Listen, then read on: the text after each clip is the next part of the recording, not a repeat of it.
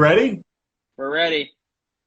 Okay, you know, the first thing that we have to use is the shrimp, which you told me you had a fun time peeling, Oh, it's deveining, and fantastic. butterflying. It's Hey, fantastic. Nicolette, Hey. you're Got some freezing a little butterflied bit shrimp here. here, bro. Okay, so you have all your shrimp already. Peeled, deveined, and Yep. butterflied. You know, I mean, Yep. you could buy them that way. What size did you end up getting? Uh, Not jumbo. Whatever the Okay, normal one is. well, remember when I That said size. on there, get 1620s? Yeah, they look like they might be Yeah. 2125s. Oh, well, when you see that number, that represents the sizing of the shrimp.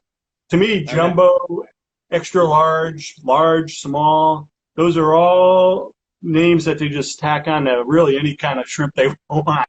It's not an official sizing of the shrimp.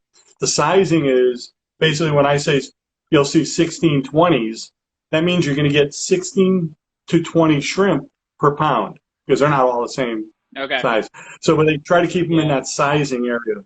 To We me, probably. 1620s would be, you know, to me, jumbo and then the U5, U15 to U5s are all like, you know, colossal. Okay. I So got a if you pound and got a half, and I think we. 2125s, Yeah, I was gonna say I got a pound and a half, and I think we ended up getting like 22 to 25 of them. So okay, a they could be little, 2125s or a they could little. just be odd size 1620s. Doesn't really matter as long as they're all the kind of close size that you want. Yep. The other thing I'd like to say is be careful when you're buying shrimp that you don't want to get those farm raised ones. And I did a whole tour on shrimp, and remember what I was saying about it. We spoke about it. You know, those pond raised shrimp from China and Thailand and all that. I Yep. don't even want to tell you what they're feeding them. Yeah. I mean, it's pretty nasty I crap. was gonna say Oh, I said it. That's what isn't they're that the feeding same? them. Isn't that the same thing with tilapia? Don't people usually avoid that because Same they're just thing with farm bred? tilapia over there. They dig a Yep. hole in the ground. They create a pond. They fill them in there, and they can't even swim around. It's really tragic. Yeah. That's how the farming industry, and they sell a lot of that over here in the stores. Yep. So be careful when you buy the shrimp. Anything that's farm raised, I would stay away from. If you can get the wild caught, that's the way to go. So let's get started. Pan's So on you have your hot. saute pan getting hot. Yeah, it's on high heat. What do you want it at? High or medium? Well, you want medium high right now Okay. because you got to put some oil and butter in there, and I don't want the butter to burn right away. So put the oil in first, about a tablespoon. Got it. Good tablespoon. Yeah, and then put the butter in there. This one. Be ready to move that around a little bit. Turn it down because the Turn on, oil hold on. immediately starts sizzling. Yeah, so as soon as that butter goes, as soon as that melts into the pan, then we're going to put the shrimp in. We want it on medium high. Yep. Medium high. Shrimp going in? Yeah, as long as they're sizzling. Now move them around. Yep. You want them to cook quick, so you can flash that heat up all the way to high now. They're sizzling. Yeah. So you want to keep them moving so they don't release the juice and get, poached. So you want them to cook real fast. Yep. And usually you can get it, when it's on high heat to about 30 seconds to a minute on each side. Depends on the size of the shrimp. So you'll see them turn orange and flip them over so you can get both sides. Yep. We will be removing these shrimp from the pan once they look like they're just almost all the way cooked. Okay. And then we're going to thaw later back in the pan again with what sauce you create. Little salt, little pepper. Grind it on. Good job. So as soon as those look like they're pretty much cooked all the way on both sides, you can pull them out and put them in a little bowl and keep the pan on there. Keep it hot. So you can take them out, put them on anything because you're going to throw them back into the pan later on. Yeah, I'm just going to throw them in this plate. Making sure that they're cooked through. They seem good. So normally, I would just keep the shrimp in the pan and continue cooking. But what I want you to do is, we're taking it a little bit slower as it goes, so I don't want to overcook the shrimp. I get it. I'm not a professional yet. Yeah, no. I was just explaining why we were pulling the shrimp out of the pan and putting it back in again. Just saves a little time. Yep. Shrimp's off. Oh, that looks good. So you keep that pan nice and hot. Yep. All right. Now you want to put some another tablespoon of butter in. Okay. That's great. Get that melted, and then we're going to throw the garlic in. Okay. As soon as that butter is completely melted. You got that pan on high, my brother? Yeah. You're a good man. Good man, Charlie Brown. I've been trying. So we're going to put the garlic in. And I always recommend using fresh garlic. The stuff they usually have in those jars, you're the man. The stuff they have in the jars already pre-cut, kind of for an emergency, but they have a lot of water in them. You know, it comes out of the garlic and whatever they mix it with. So you put it in that pan, and it like splatters all over the place. That to me has a little funky taste. Funky taste, baby. It's not the same as that fresh cut garlic with all the oils coming out and all real rich flavor. So you want to cook garlic for about 30 seconds. Yep. Light brown over. Yep. Only because I know we don't want it to be bitter. Dan, I was just going to see. I was going to give you a test. I'm learning. I'm giving you a test. So it's about 30. So I throw in the mushrooms right now. Red and yellow peppers. And you got that pan on high, right? It's on high. You're good. It's sizzling. Good. Good, good. Red, yellow, and mushrooms. We're good. Nice. I won't forget it. I won't forget anything this week. No, that's okay. So mix that around. You know. So especially with mushrooms, they kind of absorb up a lot of liquid. But then if you let them sit there. I would say they give off a lot of liquid from my experience. Well, yeah. Well, if you cook them slow. But if you cook them quick, they'll sear. Well, we don't have to rush through. So are the peppers looking like they're cooking a little bit, and the mushrooms too? I think we're good. What's next? Okay, now we're going to have a little fun. Push all the stuff off to the back and leave a little hole in the front. Okay. Yeah, push it all back a little bit. Yep. Now, you have the Jack Daniels? I do. Is there any left? There's a lot left. Not into it yet. That's post-show. We're going to flambe. If you remember how we flambe, Dan, you push the pan off the heat a little bit. You have your hand on the handle, and then you pour in the liquor right into it. Yep. And watch it. It's going to flame straight up, so kind of pour it and then get back.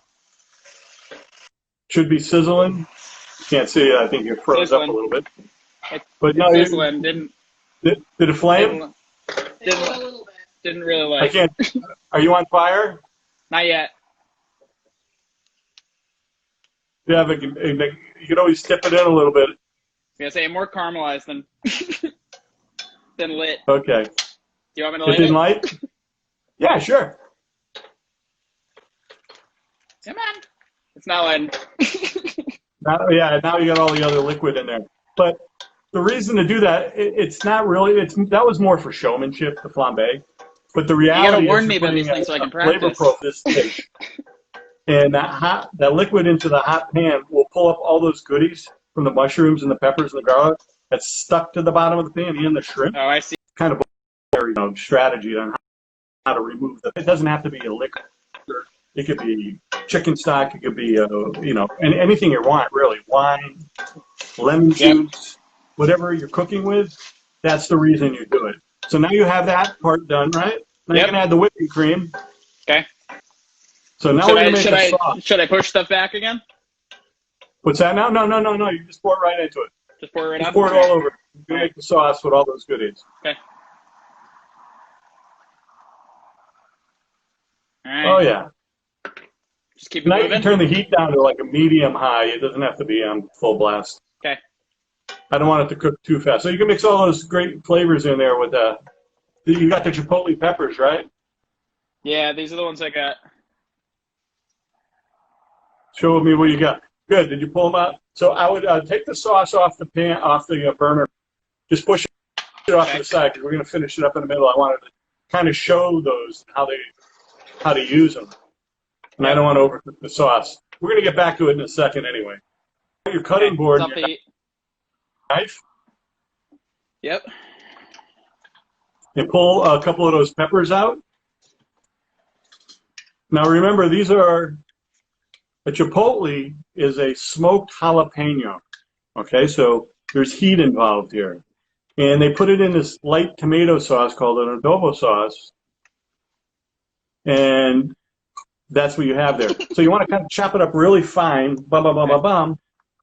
It's really soft. So it's kind of messy too. So this is chipotle. This is what chipotle is. It's a smoked jalapeno. And with that sauce, that's what you get. Now, I never knew it was just a jalapeno pepper. Yeah, it's just a jalapeno pepper. But it's smoked. So it's got that nice smoky flavor. So to make a paste, Dan, lay the blade on it flat. But turn it and then kind of, with your fingers, push it on the blade just to kind of scrape it, like you're scraping it. And it'll make it into a paste. And you can push it into the center and then kind of flatten it out again. Go ahead and press it and, yeah. And you could use the edge of the knife a little bit too to kind of flatten it. Yep. And you're kind of making it into see how it's making more into a paste than a chop? Yep. You can scrape that blade across the top of it. Yeah. And make it into a paste. So now, for this, you're probably only going to use about a teaspoon. It depends how hot you want it. Now I would start for the average user about a good teaspoon. Then the rest I throw in a container, and then I'll use it for like in an omelet or something, or with pasta. You'll use that chili paste stuff, and it'll last a long time too in your fridge. So put a good teaspoon in, and then put that right in with the sauce. Okay. That's how you make the chili paste when you see that. But this is a chipotle chili paste. So you put that in there, you blend that sauce, put the pan back in. Now that we kind of took a little break. Back to the heat. Yeah. And then blend that pepper into cream. You might have to add a little bit more cream since we did stop. And normally you wouldn't stop. But this is a cooking lesson. So blend that in there, and I would throw a little more cream in there too, if you have it. Okay. Yep. Just not a lot. Just yep, that's good. Yep, that's good. Now bring that back to heat, and we're gonna reduce that sauce down a little bit. Okay. Can't really kill it by putting too much in. All you can do is cook it a little more. But yep.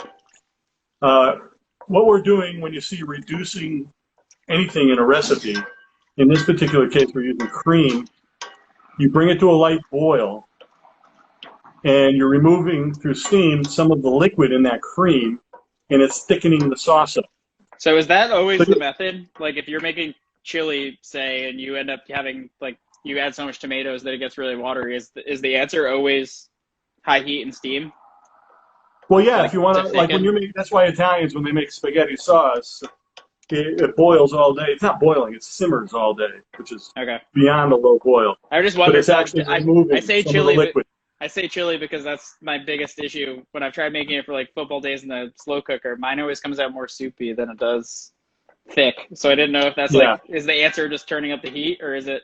Yes, especially with chili, you can't really kill it, but you could reduce the liquid that's in there, and as it reduces down, it thickens up. Same thing with this sauce. So you keep an eye on the sauce. When you start seeing it boil, is it boiling around the edges yet? There's a little bit, not all the way around. Okay. You can turn the heat up just a little bit. Yeah, I'm on high right now. You don't want a full-on rolling boil. You want a light boil so it removes. You don't have to keep moving it around too much. Just let it come to a boil first. I say I'm on high right now, so I can't really turn it up more. Okay, once the outside boils, how we doing, Donnelly? Okay, I see some bubbles. Mm-hmm. So move it around. And once you start seeing it thicken up a little bit, I mean, we're not talking oatmeal. You know, you're talking a light sauce. Yep. We're going to put the shrimp back in, and we're going to get them warmed up and finished cooking. Okay. So as soon as you get that, and you don't have to spread it because you don't want to break apart the peppers too much. I'd say we're probably good to have. Yeah, we're probably good to have the shrimp. Do you remember the way I taught you to check the sauce consistency? It's the back of the spoon, right? Back of the spoon, yeah. Give that a try on a metal spoon so you can see it. And then you'll be able to tell the thickness. Because right now when it hits that like little boil where you're at, it doesn't take long to go. So run your finger down the middle of the spoon and turn the spoon sideways so you can see it and see if it drips from the top to the bottom. It's not. So we're probably good, right? Clean. So I throw the shrimp back in right now. Okay. Just going in. and toss that with the sauce. Get that sauce all over it.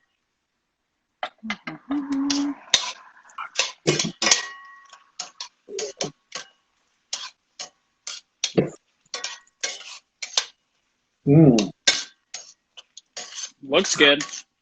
Yeah, and as that heat goes through that shrimp, it'll finish cooking it off and getting it hot. This is a great dish that you can make when you're having a party, when we can have parties again with other people. That can be made in bulk. And it can go over a variety of things. I would say this on pasta would be real good. Yeah, some angel hair, penne, anything really. So now you've got that, and we're going to serve it over couscous. Yep.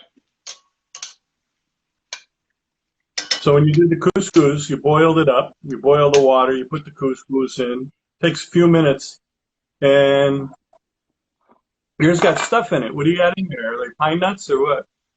Parmesan? It's just multicolored couscous. Oh, nice, pretty. Yeah. Good job. Now, if you scoop, I would use a spoon so you get all that sauce. That one has holes in it. I don't want to use that. Yeah, you have one that has no holes. Make sure it's off. Nice. And then you can pour some around the outside. Yep. And now that's like, was that one portion? Yeah. Yep. So the best way to do it, usually what I do when I do a shrimp dish for multiple people, I'll count the shrimp before I cook them. If it's a 16-20, I know I got between 16 and 20 shrimp. And if I got 4 people and there's, 16 shrimp, everyone gets 4 shrimp. Mm-hmm. It makes it easy around service time. Because that's looking like a pretty healthy serving there. You got 6 shrimp. 6 shrimp. Not bad. That looks nice. Very good. Well done. Thank you. And if anyone in the audience has any questions, Dan would love to answer them. Yeah. Hey, Rob. Yeah. Nope, that's all the ingredients. Oh, parsley. We want to top the top of that, right? Yo, yes, there you go. The Italian parsley at the end for the garnish.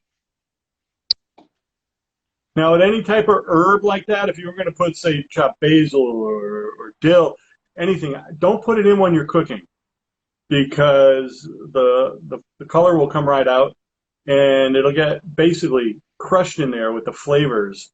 You won't know what's what. So since it's Italian parsley, it has kind of a very flat taste to it, but color, put that on last, sprinkle on top, and it's a little flavor. Thanks. So the reason we're here. Yes. Why are we here, Dan? We are doing our best to raise money for the Rhode Island Hospitality Relief Fund. What? That's right. We're doing our best to raise money. That's right. We got to raise money. Padres, our fellow workers in the hospitality industry. Exactly. So we actually counted up today. Last week, I don't know if people remember, but we made a promise. Katie LaRocca bet me that she would be first, so we shotgunned a beer today as our promo.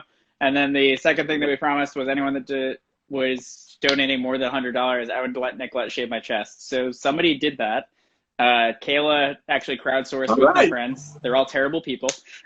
And they ended up donating $101. So we counted up the total. Nicolette and I will do that later this week, but we counted up the total. And so far through the first 4 episodes, we donated over $650. There is a link in the bio. We're going to hopefully get some more donations after this episode. The plan is to just keep doing this until we're able to open back up, and then from there, you and I will decide whether we continue. Then they can cook for us, right? Yeah, that's the whole idea. So they can get back in the kitchen, cook, clean. I was gonna say this isn't just for the chefs. This is for everyone. This is really good, but I really want the bartenders to do it for me. You know what? Let's get a bartender on the show. I'm up for a cocktail. That's the plan. We always got to thank Nicolette for all this incredible footage and shooting and editing. Great job. Impressed. Very nice. Good job. Take a bow. I like it. But we'll be back next week. Rock's going to keep surprising me, and maybe it gets more challenging. I don't know. So the next one's going to be more challenging. I was thinking about it, and I go, okay, I know what you're going to have to do. And we'll go back to the barbecue. Yeah, yeah. I mean, if the weather's gonna be like this, then we definitely should be outside. We should be out Um, there. I have some really good dishes for that. my only regret here was I wasn't So, warned that we were flambeing. So next time, a little heads up, and I'll be ready to light it on fire. yeah, once you tip it twice or whatever. I mean, the idea was to tip the pan, put the liquid, and that flame will go over and hit Have it. that Or you can have catch. an Yeah. igniter. Every week we're editing the videos, so check out our YouTube channel, subscribe, like it, all the good stuff. Thank you, Blue Dog. And for this page, yeah, just follow, and we'll be here every Wednesday for the foreseeable future.